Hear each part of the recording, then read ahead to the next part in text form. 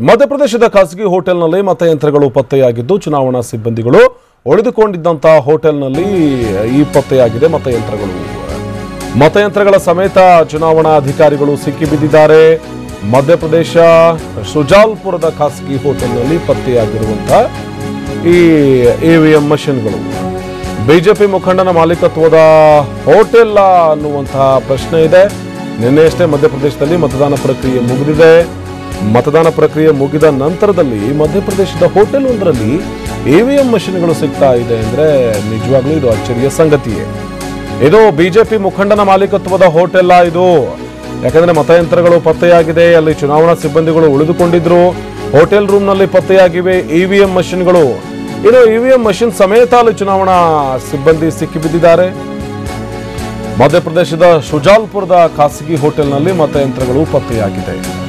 ಇನ್ನು ಈ hotel BJP ಮುಖಂಡನ ಮಾಲೀಕತ್ವದ್ದು ಅನ್ನುವಂತಹ ಮಾತುಗಳು ಕೂಡ ಇದ್ದು, ಚುನಾವಣಾ ಸಿಬ್ಬಂದಿ ಉಳಿದುಕೊಂಡಿದ್ದಂತಹ ಹೋಟೆಲ್ ರೂಮ್ ನಲ್ಲಿ ಇವಿಎಂ ಮಷಿನ್ಗಳು ದೊರೆತಿವೆ. ಇದು ಭಾರಿ ಚರ್ಚೆಗೆ ಗ್ರಾಸವಾಗಿರುವಂತಹ ಸುದ್ದಿ ಇದು. ಯಾಕಂದ್ರೆ ಇವಿಎಂ ಮಷಿನ್ ಟ್ಯಾಂಪರ್ ಆಗ್ತಾ ಇದೆ, ಇವಿಎಂ ಮಷಿನ್ ನಲ್ಲಿ ಏನೋ ಗೋಲ್ಮಾಲ್ ನಡೀತಿದೆ ಅನ್ನುವಂಥ ಆರೋಪವನ್ನ ವಿರೋಧ ಪಕ್ಷಗಳು ಮಾಡ್ತಾನೆ ಬರ್ತಾ ಇದ್ವು.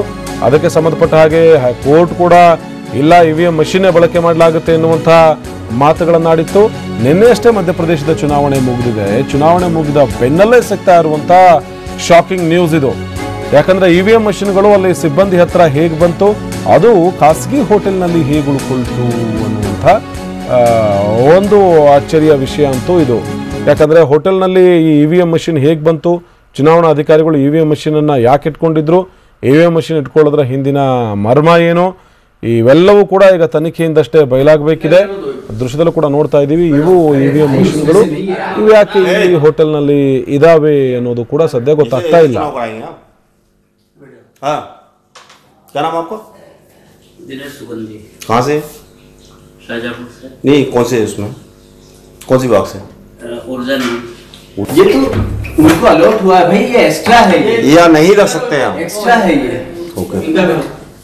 क्या हुआ? आपका नाम क्या? सोहनलाल बजाज। दारू पी रखी सारे पीटर सिंह अधिकारी। हाँ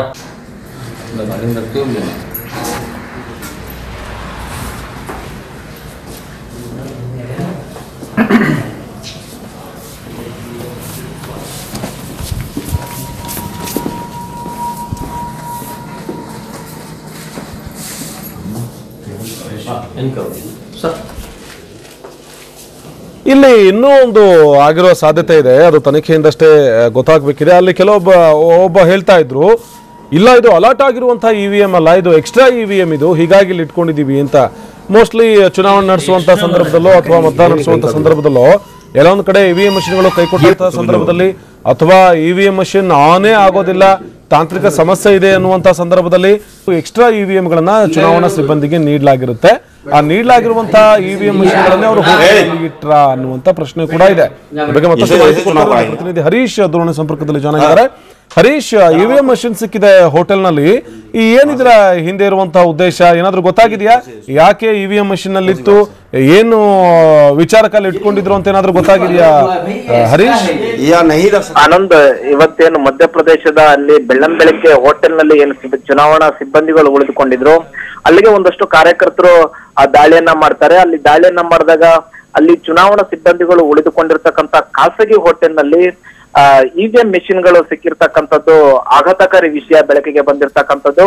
ಇಲ್ಲಿ ಮುಖ್ಯವಾಗಿ ಖಾಸಗಿ ಹೋಟೆಲ್ ನಲ್ಲಿ ಮತಯಂತ್ರಗಳು ಸಿಕ್ಕಿದ್ದು ಹೇಗೆ ಅನ್ನುವಂಥದ್ದು ಬಹಳಷ್ಟು ಆಶ್ಚರ್ಯಕರ ರೀತಿಯಲ್ಲಿ ಆಶ್ಚರ್ಯಕರ ಆಗುತ್ತೆ. ಯಾಕಂತಂದ್ರೆ ಮುಖ್ಯವಾಗಿ ಯಾವುದೇ ಆಗ್ಲಿ, ಅದು ಕೆಟ್ಟಿರೋದಾಗ್ಲಿ ಅಥವಾ ಒಳ್ಳೆ ಮಿಷನ್ಸೇ ಆಗ್ಲಿ, ಯಾವ್ದು ಕೂಡ ಯಾರು ಕೂಡ ಖಾಸಗಿಯಾಗಿ ಇಟ್ಕೊಳ್ಳಿಕ್ಕೆ ಬರೋದಿಲ್ಲ ಅಥವಾ ಖಾಸಗಿ ಹೋಟೆಲ್ ನಲ್ಲಿ ಯಾವನ್ನು ಕೂಡ ಇಟ್ಕೊಳ್ಳಿಕ್ಕೆ ಬರುವುದಿಲ್ಲ. ಇದನ್ನು ನೋಡ್ತಿದ್ರೆ ಚುನಾವಣಾ ಆಯೋಗದ ಮೇಲೆ, ಸಿಬ್ಬಂದಿಗಳ ಮೇಲೆ ಸಾಕಷ್ಟು ಅನುಮಾನ ಮಾಡುತ್ತೆ. ಯಾಕಂತಂದ್ರೆ ನಿನ್ನೆ ಮಧ್ಯಪ್ರದೇಶದ ಚುನಾವಣೆಯಲ್ಲಿ ಮುಖ್ಯವಾಗಿ 1800 ಕಡೆ ಮಿಷಿನ್ಗಳು ಕೆಟ್ಟು ಹೋಗಿದ್ವು. ಇಂಥ ಸಂದರ್ಭದಲ್ಲಿ ಕಾಂಗ್ರೆಸ್ ಕೂಡ ಆರೋಪವನ್ನ ಮಾಡಿತ್ತು. ಕಾಂಗ್ರೆಸ್ ಎಲ್ಲೆಲ್ಲಿ ಪ್ರಬಲವಾಗಿದೆ ಅಂತ ಕಡೆಯಲ್ಲಿ ಮತಯಂತ್ರಗಳು ಕೆಟ್ಟಿದೆ ಅನ್ನುವಂತಹ ಆರೋಪವನ್ನ ಮಾಡಿತ್ತು. ಚುನಾವಣಾ ಆಯೋಗಕ್ಕೆ ದೂರನ್ನು ಕೂಡ ಕಾಂಗ್ರೆಸ್ ಕೊಟ್ಟಿತ್ತು.